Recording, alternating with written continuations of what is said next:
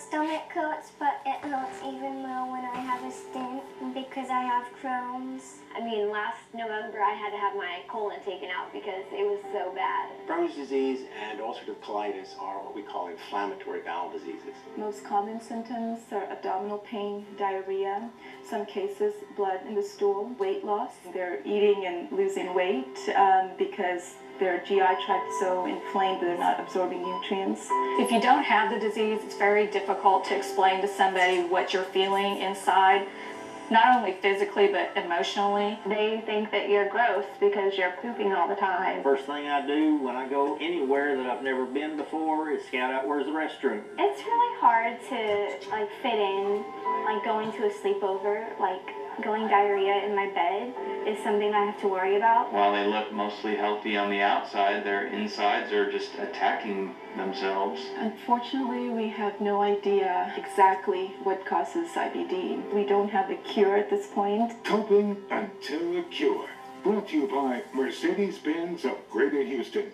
I'm Kat Cosley. To be stricken with chronic inflammatory bowel disease at any age changes one's life. Despite striving to get by each day, the people you're about to meet refuse to let their disease stand in their way. This gravedigger has Charlie Parkin. At first glance, 7-year-old Trenton Martin appears to be just like any other boy his age, collecting monster trucks, Blue Thunder, playing with his pet parrots, and weekend baseball games are just a few of the things he enjoys most. Trenton's full of personality. He, as a baby, wanted to stay up with his older brother, so he walked early, he talked early, he played early. Yeah, he was happy, healthy. He's the life of the party. It wasn't until a family vacation last fall when Trenton's parents began to see signs that something wasn't quite right with their youngest son. We're at Disney World, and he got a couple of steps behind us every so often and say, "My tummy hurts." When it hurts every day for a month, that's when we kind of were saying, hey, something might be going on. We finally took him to the doctor, and she said she was pretty concerned about him. His blood is all over the charts. Everything's wrong. She's naming off things I've never heard of. This is wrong and that is wrong. You need to take him to the emergency room. At that point, it started to really get serious. I was very scared for Trenton. After an emergency colonoscopy, doctors diagnosed Trenton with Crohn's disease. They showed us the pictures that they had taken inside with the cameras and what it's supposed to look like and what his looks like. Confused, unsure what that meant for us. There's no history on either side of our family, and I didn't really know what it was. So now I'm starting to put it all together. What's our life going to be like for him? Will he end up growing? Will he have a normal childhood? Everything, his whole life started to flash. Life since Trenton's been diagnosed in January has stopped.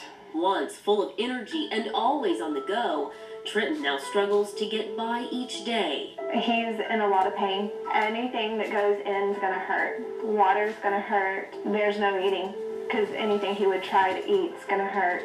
He'll lay in bed crying and screaming that it hurts. From colonoscopies to kidney stones, Trenton spends more time at the hospital than at school. They don't see kidney stones in 7-year-olds very often, especially kidney stones that large, but the Crohn's, his body doesn't absorb nutrients. He's had one that they had to remove because it was too large to pass, and it had doubled in size in about 6 weeks. There was a 9 millimeter, and they had to cut it out. Cut it out through his back. Last week he was in the hospital. He has so much poop in him that it's pushing on his lungs, and they admitted him to do another clean out. They started Wednesday night about 11 o'clock, and they didn't finish until Friday morning about 10 a.m. And that is 5 gallons of liquid going through a tube through his nose, down to his stomach, and continual pooping every 20 to 30 minutes. There's no sleep, there's no resting. For now, doctors have prescribed more than a dozen daily medications to help Trenton cope. Ready? With the pain he endures every day. It's a wait and see. It's a let's try this, let's see how this goes. It keeps every day confusing for us. Today, the Martins are thankful for the good days. Today's great, but is it really? And what's tomorrow going to bring for Trenton? Just because we think things are really good, that's kind of when we get kicked back down. It's a terrible disease, and it affects Trenton every day. It limits his life and it's going to limit him forever. I'm looking for Ian Kinsler. But until they can come up with a medicine that works better or a cure, he'll always have it. I want him to be able to do whatever he wants and succeed in life and be happy and healthy. And Inflammatory bowel disease is not only physically debilitating, but the emotional toll is equally as devastating, especially in children. I was very, very, very sad because I thought, is she going to be able to live a normal life? Is she going to go to college and get married and have kids? And I was just, because that's every mom's dream. When Debbie Denderman's 8-year-old daughter, Danae, was diagnosed with Crohn's, like most parents, she felt helpless. She would be screaming, yelling, in excruciating pain, curled up in a ball, holding her abdomen area, and there was nothing we could do. I mean, her father and I would rub her tummy, rub her back.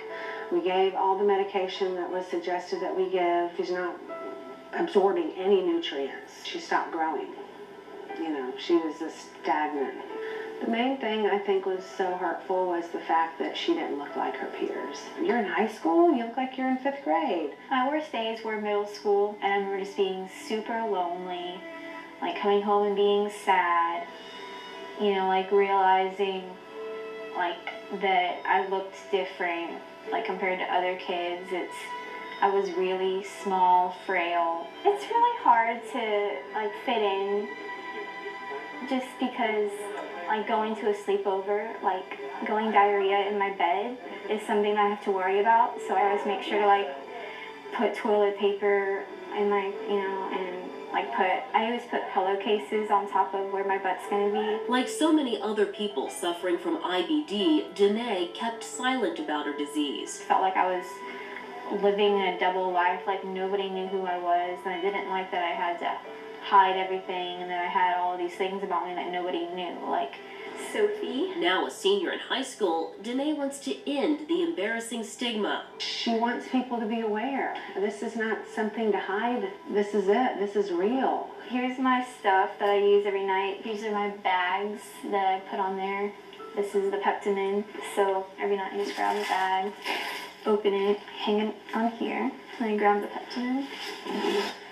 It has a lot of iron in it, which I'm lacking. Prime. Stick it in. And then press run. Each night before bedtime, Danae connects herself to a feeding tube to supplement her nutrition. And it goes all night. It really takes a toll on your emotions because of what society thinks. There's diarrhea jokes all the time, and that's not all there is to us. And we have goals, and we can do pretty much anything that other people can do. Goals like college next fall, where Danae plans to study to become a pediatric nurse. I've just had a lot of really good nurses, and I've been in hospitals. I could really encourage everybody and share my story and let them know that they're not alone. Be there through their pain and just have, understand, because that's always what I've wanted, for somebody to understand me. 6 months ago, Danae had surgery. Doctors removed parts of her small intestine. The main concern I have is that the procedure she had stops doing its magic. And this time, thank God, it worked. But how long will it work? But because of the unpredictability of Crohn's disease, both Danae and her parents fear for what the future holds. It's so scary to think what's going to happen if she has one of these Crohn's attacks and she's 4 hours away. It's just kind of scary as a parent. I really, really don't want to go back to where I used to be. Being sick kind of takes your focus a lot. You don't have the energy to talk to people or to care about people. And you're just kind of focusing on getting through the pain. But I just tell myself that I'm going to be happy, I'm going to make the most out of it. When your look needs a lift, Mirror has simple steps to stunning style. From just fine to fabulous, expected to exceptional, simple to sensational, so to sassy, everyday to edgy, unflattering to fantastic.